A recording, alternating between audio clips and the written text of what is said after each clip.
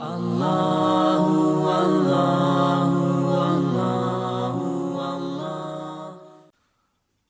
زمر کی آیت نمبر 64 سورہ زمر کا 7واں رکوع اور 24ویں پارے کا 4تھا رکوع۔ اللہ رب العالمین نے ارشاد فرمایا، قل اے محبوب آپ فرمائیے، افغیر اللہ تأمرونی اعبد ایھا الجاہلون، تو کیا اللہ کے سوا دوسرے کے پوجنے کو مجھ سے کہتے ہو اے جاہلو؟ یعنی اے محبوب، اے مصطفیٰ کریم صلی اللہ علیہ وسلم، ان کفار قریش سے جو آپ کو اپنے دین یعنی بت پرستی کی طرف بلاتے ہیں، آپ ان سے فرمائیے کہ اللہ کے سوا دوسرے جھوٹے معبود کی پوجا کرنے کا تم مجھے کہتے ہو ایھا الجاہلون، اے جاہلوں۔ جاہل اس واسطے فرمایا کہ انہیں اتنا بھی معلوم نہیں کہ اللہ کے سوا اور کوئی عبادت کا مستحق نہیں، حالانکہ اس پر واضح دلیلیں موجود ہیں کہ اللہ کے سوا کوئی عبادت کا مستحق نہیں، اور وہ آپ سے ہی کہتے ہیں کہ بتوں کی پوجا کرو۔ لوگ اکثر یہ جملہ کہتے ہیں کہ سخت جملہ نہیں کہنا چاہیے، کافر کو بھی کافر نہیں کہنا چاہیے، کچھ نہیں کہنا چاہیے۔ اب دیکھیں یہاں پر ایھا الجاہلون فرمایا، کافروں سے فرمایا اے جاہلوں۔ تو قرآن مجید فرقان حمید کا جو اسلوب ہے، اس اسلوب کا جو نور ہے، وہ نور یہ ہے کہ اسلام میں ہم پختہ ہو جائیں، اور ہمیں اس بات پر مکمل اعتماد ہونا چاہیے کہ ہم بالکل حق پر ہیں اور باقی جتنے مذاہب ہیں سب باطل ہیں۔ آگے ارشاد فرمایا وَلَقَدْ أُوحِيَ إِلَيْكَ وَإِلَى الَّذِينَ مِن قَبْلِكَ، اور بے شک وحی کی گئی تمہاری طرف اور تم سے اگلوں کی طرف، لَإِنْ أَشْرَكْتَ لَيَحْبَطَنَّ عَمَلُكَ، کہ اے سننے والے اگر تو نے اللہ کا شریک کیا تو ضرور تیرا سب کیا دھرا اکارت جائے گا، یعنی اللہ کے سوا کسی اور کی پوجا کی تو تیرے سارے اعمال برباد ہو جائیں گے۔ وَلَتَكُونَنَّ مِنَ الْخَاسِرِينَ، اور ضرور تو ہار میں رہے گا، نقصان اٹھانے والوں میں سے ہو جائے گا۔ بَلِ اللَّهَ فَاعْبُدْ، بلکہ اللہ ہی کی بندگی کر، وَكُن مِّنَ الشَّاكِرِينَ، اور شکر والوں میں سے ہو جا۔ جو نعمتیں اللہ تعالیٰ نے تجھ کو عطا فرمائی ہیں تو اللہ کی عبادت کر کے اس کا شکر ادا کر۔ وَمَا قَدَرُ اللَّهَ حَقَّ قَدْرِهِ، اور انہوں نے اللہ کی قدر نہ کی جیسا اس کا حق تھا، جبھی تو شرک میں مبتلا ہوئے۔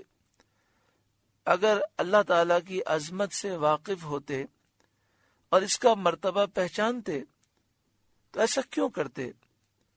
اس کے بعد اللہ تعالیٰ کے عظمت و جلال کا بیان ہے، وَالْأَرْضُ جَمِيعًا قَبْضَتُهُ يَوْمَ الْقِيَامَةِ، اور وہ قیامت کے دن سب زمینوں کو سمیٹ دے گا، وَالسَّمَاوَاتُ مَطْوِيَّاتٌ بِيَمِينِهِ، اور اس کی قدرت سے سب آسمان لپیٹ دیے جائیں گے۔ بخاری و مسلم شریف میں ہے، حضرت عبداللہ بن عمر رضی اللہ تعالی عنہما سے مروی ہے، رسول کریم صلی اللہ علیہ وسلم نے فرمایا، قیامت کے دن اللہ تعالی آسمانوں کو لپیٹ کر اپنے دست قدرت میں لے گا، پھر فرمائے گا میں ہوں بادشاہ، کہاں ہے جبار، کہاں ہے متکبر، ملک اور حکومت کے دعوے دار کہاں ہیں؟ پھر زمینوں کو لپیٹ کر اپنے دوسرے دست مبارک میں لے گا، یہی فرمائے گا، پھر فرمائے گا میں ہوں بادشاہ، کہاں ہیں زمین کے بادشاہ؟ سبحانہ وتعالی عما یشرکون، اور ان کے شرک سے اللہ پاک اور برتر ہے۔ وَنُفِخَ فِي الصُّورِ، اور سور پھونکا جائے گا، فَصَعِقَ مَنْ فِي السَّمَاوَاتِ وَمَنْ فِي الْأَرْضِ، تو بے ہوش ہو جائیں گے جتنے آسمانوں میں ہیں اور جتنے زمین میں ہیں، الا من شاء اللہ، مگر جسے اللہ چاہے۔ یہ پہلے سور کا ذکر ہے۔ جب پہلی مرتبہ سور پھونکی جائے گی تو اس سے جو بے ہوشی طاری ہوگی، اس کا یہ اثر ہوگا کہ فرشتے اور زمین والوں میں سے اس وقت جو لوگ زندہ ہوں گے جن پر موت نہ آئی ہوگی وہ اس سے مر جائیں گے، اور جن پر موت وارد ہو چکی پھر اللہ تعالیٰ نے انہیں حیات عنایت کی، وہ اپنی قبروں میں زندہ ہیں، جیسے انبیاء، شہداء۔ ان پر اس سور پھونکنے سے بے ہوشی جیسی کیفیت طاری ہوگی، اور جو لوگ قبروں میں وہ مر چکے ہیں انہیں اس نفخے کا شعور بھی نہ ہوگا۔ یعنی اس کا مطلب یہ کہ جب پہلی سور پھونکی جائے گی تو پہلے بے ہوشی طاری ہوگی، اور اس کا اثر یہ ہوگا کہ فرشتے اور جتنے زمین میں لوگ زندہ ہوں گے سب انتقال کر جائیں گے۔ اب سوال یہ ہے کہ اس موقع پر وہ لوگ جو پہلے سے انتقال کر چکے ہیں ان کے ساتھ معاملہ کیا ہوگا؟ تو فرمایا کہ وہاں دو صورتیں ہیں۔ ایک تو انبیاء اور شہداء ہیں کہ جنہیں موت کے بعد اللہ تعالیٰ نے زندگی عطا فرمائی، تو اس سور کا ان پر اثر یہ ہوگا کہ بے ہوشی جیسی کیفیت ہوگی۔ اور دوسرے لوگ جو انبیاء اور شہداء اور اولیاء کے علاوہ ہیں اور وہ قبروں میں ہیں، مرے ہوئے ہوں گے، تو جب سور پھونکی جائے گی تو انہیں اس سور کا شعور نہ ہوگا۔ الا من شاء اللہ، فرمایا جب سور پھونکا جائے گا تو آسمان و زمین میں جتنے ہیں سب بے ہوش ہو جائیں گے، مگر جسے اللہ چاہے وہ بے ہوش نہیں ہوگا۔ اس استثناء میں کون کون داخل ہیں؟ یعنی کون کون سے ایسے افراد ہیں جو بے ہوش نہیں ہوں گے؟ اس میں مفسرین کے بہت اقوال ہیں۔ حضرت عبداللہ بن عباس رضی اللہ تعالی عنہما نے فرمایا کہ تمام آسمان و زمین والے مر جائیں گے سوائے جبرائیل، میکائیل، اسرافیل اور ملک الموت حضرت اسرائیل۔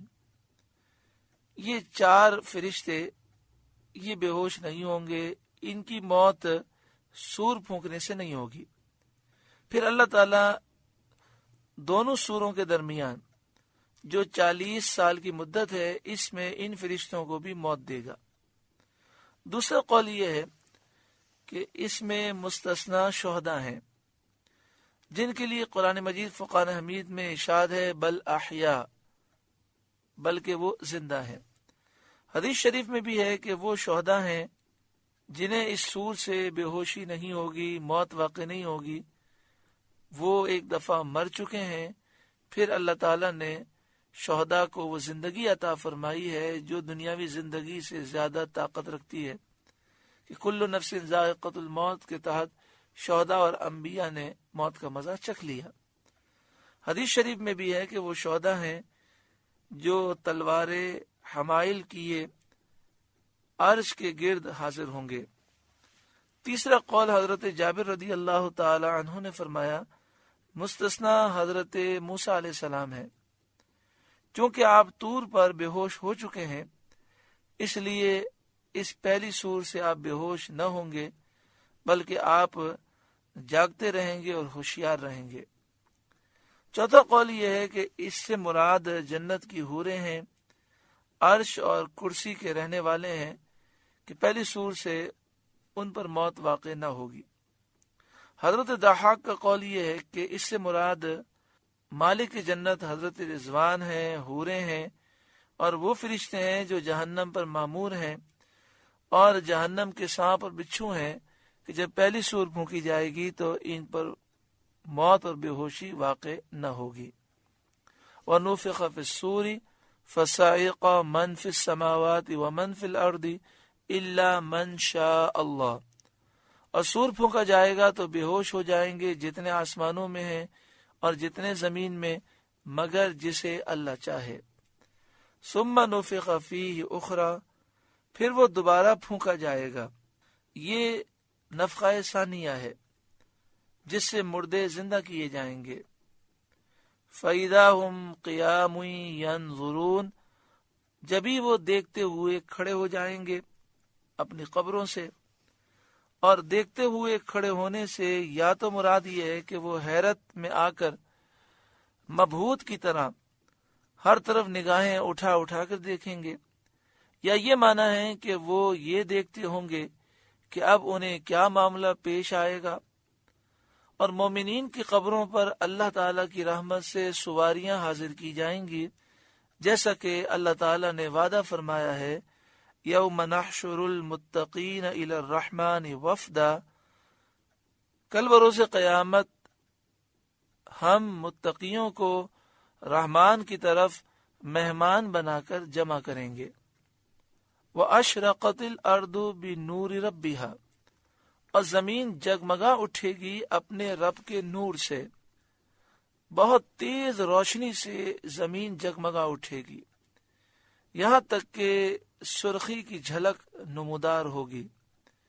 یہ زمین دنیا کی زمین نہ ہوگی، بلکہ نئی ہی زمین ہوگی جو اللہ تعالیٰ قیامت کے دن کی محفل کے لیے پیدا فرمائے گا۔ حضرت عبداللہ بن عباس رضی اللہ تعالی عنہما نے فرمایا کہ یہ چاند سورج کا نور نہ ہوگا، بلکہ یہ اور ہی نور ہوگا۔ یہ جو فرمایا بنور ربھا، اپنے رب کے نور سے زمین جگمگا اٹھے گی، تو حضرت عبداللہ بن عباس رضی اللہ تعالی عنہما نے فرمایا یہ چاند سورج کا نور نہ ہوگا، بلکہ یہ اور ہی نور ہوگا جس کو اللہ تعالیٰ پیدا فرمائے گا، اس سے زمین روشن ہو جائے گی۔ وَجِیءَ بِالنَّبِیِّینَ وَالشُّہَدَاءِ، اور لائے جائیں گے انبیاء اور یہ نبی اور اس کی امت کے ان پر گواہ ہوں گے جو رسولوں کی تبلیغ کی گواہی دیں گے، یعنی تمام نبی گواہی دیں گے، نبی اکرم صلی اللہ علیہ وآلہ وسلم کی امت گواہی دے گی، خود نبی اکرم صلی اللہ علیہ وآلہ وسلم نبیوں کے بارے میں گواہی دیں گے کہ رسولوں نے، نبیوں نے پیغام پہنچایا۔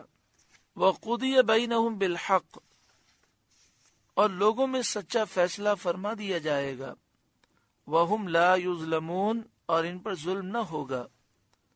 وَوُفِّيَتْ كُلُّ نَفْسٍ مَا عَمِلَتْ، اور ہر جان کو اس کا کیا بھرپور دیا جائے گا۔ وَهُوَ أَعْلَمُ بِمَا يَفْعَلُونَ، اور اسے خوب معلوم ہے جو وہ کرتے تھے۔